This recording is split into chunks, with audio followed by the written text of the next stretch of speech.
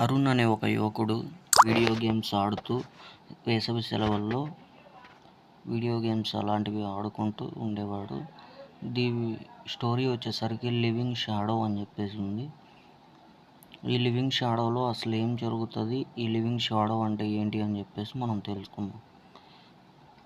ఇట్లా అతను సాయంత్రం వేళల్లో నిద్రపోతుంటే అతనికి తన షాడో అనేది అతనికి ఎవరో పిలిచినట్టుగాను, ఎవరో మాట్లాడుతున్నట్టుగాను, అతన్ని హెచ్చరిస్తున్నట్లుగాను ఉంటుంది. అతను ఒకరోజు వెళ్తుంటే స్కూల్కి, ఆ రోజు అతని బాత్రూమ్ గోడపై అతనికి ఒక ప్రతిబింబం కనిపించి, నీకు ఈరోజు బస్కి యాక్సిడెంట్ అవుతుంది, నువ్వు చాలా జాగ్రత్తగా ఉండాలి అని చెప్పేసి దాని ప్రతిబింబం తనకి ఒక సజెషన్ ఇవ్వడం అనేది జరుగుతుంది. ఇలా సజెషన్ ఇవ్వడం వల్ల అతను ఆ రోజు నడుచుకుంటూ స్కూల్కి వెళ్ళాలని అనుకుంటాడు. ఆ రోజు అతను స్కూల్కి వెళ్ళేసరికి అక్కడ స్కూల్ దగ్గర బస్సు అనేది ఇలా యాక్సిడెంట్ అయ్యి జరుగుతుంది. అక్కడ ఉన్న వాళ్ళందరూ కూడా గాయాల పాలవ్వడం జరుగుతుంది. అది ఇతను చూసి తన ప్రతిబింబం దగ్గరకు వచ్చేసి, నాకు చాలా హెల్ప్ చేశావు, నాకు ఇలా జరగకుండా ఉండడం కోసం నువ్వు చేశావు, నాకు ఎందుకు ఇలా సహాయం చేస్తున్నావు అని చెప్పేసి అతను అడుగుతాడు. ఇట్లా అడగటం వల్ల స్కూల్లో ఒకరోజు నీకు ఇలా గొడవ అవుతుంది అని చెప్పేసి మళ్ళీ తన ప్రతిబింబం తన ఫ్రెండ్తో గొడవ అవుతుంది అని చెప్పేసి చెప్తుంది. అరుణ్ అనే యువకుడు ఇలా చెప్పడం వలన అతను చాలా జాగ్రత్తగా ఉండాలని అనుకుంటాడు. అతను కుస్తీ పోటీలు జరుగుతున్నప్పుడు అక్కడికి వెళ్తాడు.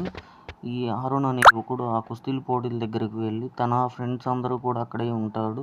తనకి గొడవ అవుతుంది అని చెప్పేసి తన ఫ్రెండ్ కూడా, అంటే తన ప్రతిబింబం చెప్పినప్పటికీ అతను వినకుండా అలాగే వెళ్ళటం వలన తన ప్రతిబింబాన్ని తను చూసుకోవడానికి తనకి ఈరోజు గొడవ జరుగుతుంది అని చెప్పి హెచ్చరించినా కూడా వినకుండా వెళ్ళాడు. ఆ వెళ్ళటం వలన అతనికి గాయాల పాలవుతాడు, తన్నులు తిని వస్తూ ఉంటాడు. అట్లా తన ఫ్రెండ్స్తో గొడవ అవుతుంది, తన ఫ్రెండ్ తనను కొడతాడు. ఇలా కొట్టడం వలన అతను తర్వాత తన ప్రతిబింబం దగ్గరకు వస్తాడు. వచ్చేసి, నాకెందుకు ఇలా జరిగింది, నాకు ముందుగా నువ్వు హెచ్చరించాను, నువ్వు వినలేదు, నువ్వే చాలా స్ట్రాంగ్గా ఉండాలి అని చెప్పేసి తన ప్రతిబింబం తనకు చెప్తుంది. ఇవన్నీ తన ప్రతిబింబమే తను ఎలా శక్తివంతంగా ఉండాలి అని చెప్పేసి, నువ్వు చాలా దృఢంగా ఉండాలి, ఇవన్నీ కూడా నేను చెప్పలేను అని చెప్పేసి ప్రతిబింబం చెప్తుంది. కొన్ని విషయాలను మాత్రమే నేను చెప్పగలను. ఈ స్కూల్లో నీకు ఒక టీచర్గా వస్తాడు, అతను నిన్ను గమనిస్తూ ఉంటాడు, అతనికి తెలుసు నువ్వేంటి అని చెప్పేసి. అతను ఆ స్టూడెంట్ దగ్గరకు వచ్చేసి, అరుణ్ దగ్గరకు వచ్చి, టీచరు నీవు ఇలా అంతా కూడా చెప్పగలవు అని చెప్పేసి నేను అనుకుంటున్నాను, నీ ప్రతిబింబంతో నువ్వు ముందుగా జరగబోయే ఫ్యూచర్లో ఏం జరుగుతుందో అవన్నీ కూడా నీకు తెలుస్తుందంట కదా అని చెప్పేసి అతను అడుగుతూ ఉంటాడు. అరుణ్ అనే యువకుడు ఇలా జరుగుతుందని చెప్పేసి అన్నిటికీ కూడా తన సార్కి దగ్గర తల వంచుతాడు. ఇలా స్కూల్లో ఒకరోజు ఇలా జరుగుతూ ఉంటుంది. లైబ్రరీలో తన ఫ్రెండ్స్ అందరూ కూడా చాలా ప్రమాదంలో ఉంటారు అని చెప్పేసి టీచర్స్ కొడతారు. ఇలా జరుగుతుంది అని చెప్పేసి ప్రమాదం నుంచి తప్పించుకోవడానికి ఇలా చేయండి అని చెప్పేసి తన ప్రతిబింబం తనకు చెప్తుంది.